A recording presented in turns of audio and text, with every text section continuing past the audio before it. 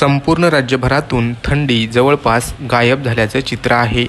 27 आणि 28 डिसेंबर रोजी राज्यातील मुंबई आणि पुणे विभागातील जिल्हे वगळता राज्यात सर्वच ठिकाणी वादळी वाऱ्यासह पाऊस तसेच गारपिटीचीही शक्यता भारतीय हवामानशास्त्र विभागाने वर्तवली आहे. तर उत्तर महाराष्ट्र व मराठवाड्यातील काही जिल्ह्यांना हवामान विभागाने ऑरेंज तसेच येलो अलर्ट देखील दिला आहे. पाहुयात पुढील 24 तासांमध्ये राज्यात हवामान कसं असेल.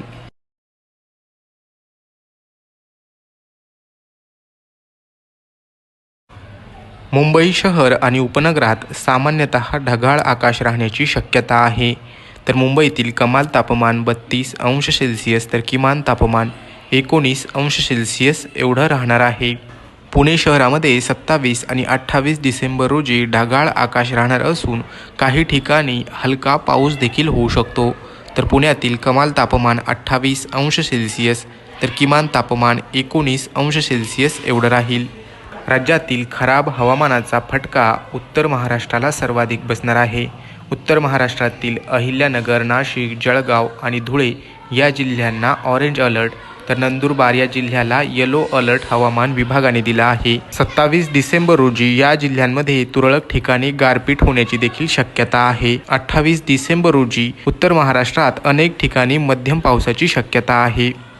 तर मराठवाड्यातील छत्रपती संभाजीनगर, जालना या जिल्ह्यांमध्ये काही ठिकाणी गारपीट तसेच बीड, हिंगोली, परभणी या जिल्ह्यांमध्ये मध्यम स्वरूपाच्या पावसाचा इशारा हवामान विभागाने दिला आहे.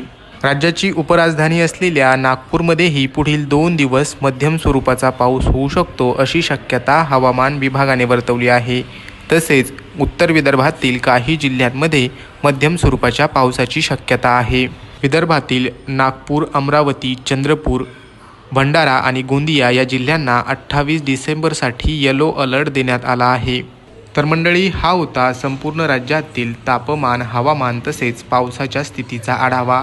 एकंदरीत 27 आणि 28 डिसेंबर रोजी राज्यातील अनेक शहरांमध्ये तसेच जिल्ह्यांमध्ये वादळी वाऱ्यासह पावसाची शक्यता आहे.